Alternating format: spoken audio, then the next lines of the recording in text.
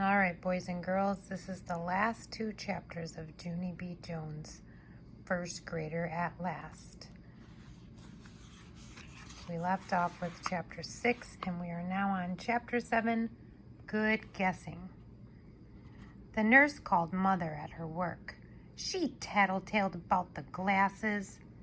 Then Mother tattletaled to Daddy, and those two would not let the matter drop. They talked about glasses all during dinner that entire night. I couldn't even digest my food that good because they kept talking about those stupid, dumb glasses. Sooner or later, almost everyone ends up wearing glasses, Junie B, said Daddy. Really, they do. I put my chin in my hands real glum. Really, they don't, I grumped. Daddy's telling you the truth, Junie B, said Mother. And besides, you're going to look absolutely adorable in glasses. No, I am absolutely not, I grumped again. Sure you are, said Daddy. And just think how great it will be to see the words on the board. I covered my ears. Not great, not great, not great, I said. Mother took my hands away. Listen to me, honey, please, she said. Glasses are like magic windows for the eyes.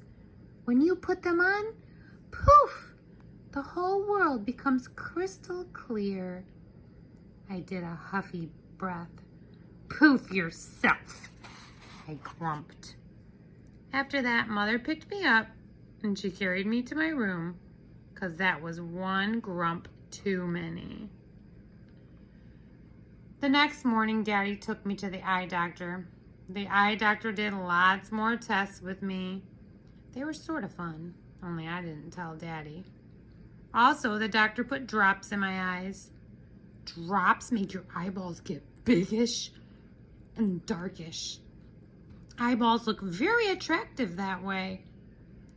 After the eye doctor, I went home till my drops wore off. When Daddy drove me to school, and guess what? All of the children stared at me when I came into the room. 'Cause I was the late kid, that's why. I walked to my desk kind of shy. Herb's face smiled when he saw me. Junie B. Jones, where were you? He said. I saved you a seat on the bus, but you never came. We were afraid you might be sick, said Jose. Yeah, said Lenny. You're not, are you? I certainly hope she's not sick, said May. You shouldn't come to school sick, Junie Jones. Coming to school sick is how germs get started. I sucked in my cheeks at that girl. I'm not sick, May. I'm just late, and that's all. May made a grouchy face. Well, being late isn't good either, she said. Being late gets you a black mark on your permanent record. I covered my ears at her. Blah, blah, blah, May, I said. Urban, Lenny, and Jose laughed out loud. Those guys are starting to enjoy me, I think. Pretty soon, I took out my workbook and I tried to do my math. Only too bad for me, because I kept on worrying about my new glasses. What if I look dumb and silly in those things? I thought. What if room 1 laughs their head off at me? What if I look like a goony bird and no one wants to be my friend? The worrying would not go out of my head. Maybe I need to talk to someone about this, possibly. Finally, I reached out and I tapped Herb. Psst, Herbert, I whispered real soft. I have something I need to tell you. Only I'm really afraid to say it. 'Cause what if you laugh at me? Only you probably won't. But I still don't think I should take the chance. And so please don't ask me more about this. I mean it. After that, I waited and I waited, but Herb did not ask me. I tapped on him again. Okay, fine. I'll give you a hint, I said. But first you're going to have to turn around and sneak a peek at me. Herb turned around and sneaked a peek. I quick made circles with my fingers, and I held them in front of my eyes. Okay, what am I doing, Herb? I whispered again. Huh? What does this look like to you? I'm making round circles in front of my eyes, see? What do you think they are? May leaned over to my desk. Shush, she said. Stop bothering Herb, Junie Jones. If you don't shush right now, I'm going to tell the teacher. Suddenly, I jumped right up from my chair because I had it with that girl. That's why. No! You shush! You shushy head, May, I said.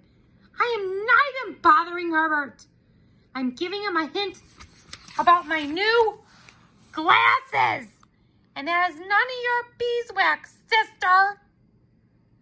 May's face looked shocked at me. Her mouth came all the way open. You're getting glasses? She said real loud. You're getting glasses, said Herb.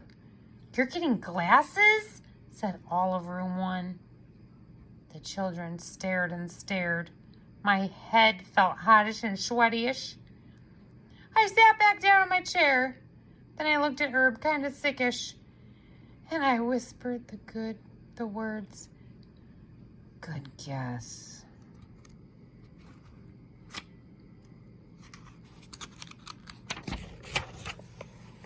Last chapter, chapter 8, Showing and Telling.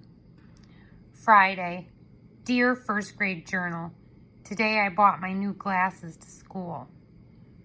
They are hiding in my sweater pocket. 'Cause I don't want to put them on, that's why. My stomach is in a knot ball. Also, there is tension in my head.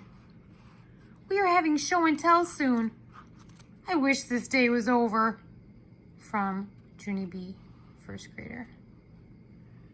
Mr. Scary clapped his hands. Okay, boys and girls. Please put your journals away now. I'll give you more time later if you need it. But right now, we have to get started with show and tell. Who would like to go first this morning? May sprang out of her chair. I would, she called out. Then she quick grabbed a brown envelope out of her backpack and she ran to the front of the room. It's my report card from kindergarten, everyone. She looked real thrilled. I brought my report card to share with you. May waved it all around in the air. Look, look, can everyone see this? I got all E pluses. E is for excellent. See? There's an E plus next to every single subject. She held a report card in front of her. Okay, now, I will read each subject one by one. After that, she took a deep breath and she started to read. Number 1, I followed directions. Number 2, I used my time wisely. Number 3, I observed school rules. Number 4, I cleaned up my work area. Number 5, Mr. Scary stood up. Thank you, May, he said. That's very interesting, but I'm afraid that we're going to have to move along now, and May raised her voice. Number 5, I was courteous and respectful. Number 6, I used materials wisely. Number 7, Just then, Mr. Scary took May's arm, and he led her back to her seat. Lenny raised his hand to go next. He passed around his new styling gel. Plus, also, he let us touch his hair. After that, Sheldon showed us how long he could stand on one foot. And Jose sang a song about frogs. And Shirley showed us her turkey sandwich. She showed us the bread and the mayonnaise and the tomato. Finally, Mr. Scary stood up again. All righty, Shirley. Excellent sandwich, but I really think it should go back into its bag now. Shirley sat down. Mr. Scary looked around the room. "Okay, who wants to go next?" he said. My stomach flip-flopped because a nervous idea popped into my head, that's why. I looked down at my glasses in my sweater pocket. Then I swallowed very hard. I quick raised my hand in the air. "Me," I blurted out. "I do." Mr. Scary smiled. "Great, Junie B," he said.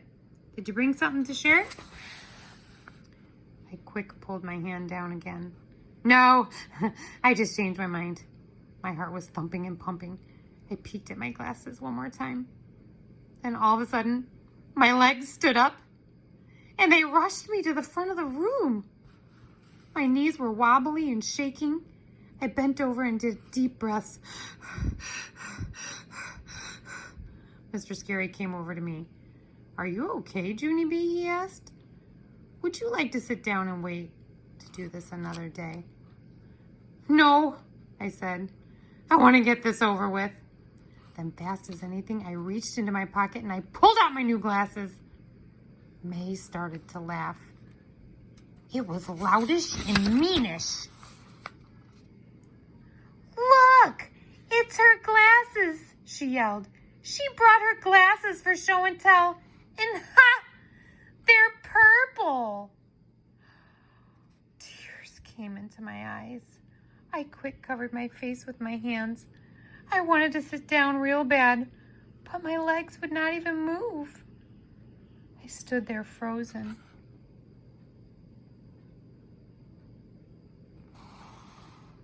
And then all of a sudden I heard a noise. It was the sound of running feet, I think. I looked up. My new friend Herb was hurrying to the front of the room. And guess what? He took the glasses right off my hand. Out of my hand. And he put them on his own face. "Cool," he said. "Purple glasses."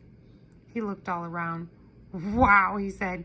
"My eyes could never see out of these, Junie B. Your eyes must be really special." He looked admiring of me. "How do your eyes even do that, huh? Do you have x-ray vision or something?" he asked. I shrugged my shoulders, kind of shy. "I don't actually know, Herbert," I said. "Possibly." Herb gave the glasses back to me. "Here," he said, "put them on and read something." I rocked back and forth on my feet. "Well, okay, Herb, if you insist," I said. After that, I put on my glasses and I walked all the way to the back of the room. I read the announcement off the board. "Friday, September 23rd, I read. "Today, get ready for show and tell." I smiled, real proud.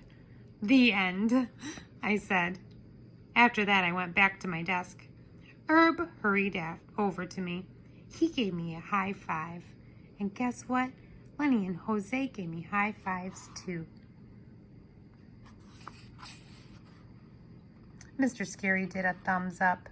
"Excellent glasses, Junie B. Jones," he said. "Sí," said Jose. "Excelente."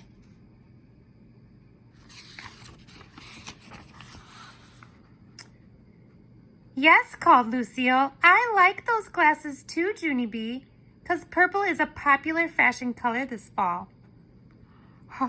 My heart felt cheery at that news. I looked at May very smuggy. "Well, yay for purple," I said. After show and tell was over, Mr. Scary gave us more time for our journals. I picked up my pencil real happy, and I added 2 more lines. "P.S. Hey, what do you know? I think I might like first grade." I looked around the room and grinned. Everything was crystal clear. There are plenty more Junie B. Jones books in the library or on Access 360. Now that the story is over, you can go on Google Classroom and take the quiz that we made, but you don't have to. We originally wanted you to do a reading counts test, but we didn't realize there is not a reading counts quiz for this story. So we improvised and made our own. But you do not have to do this for a grade. It's just for fun.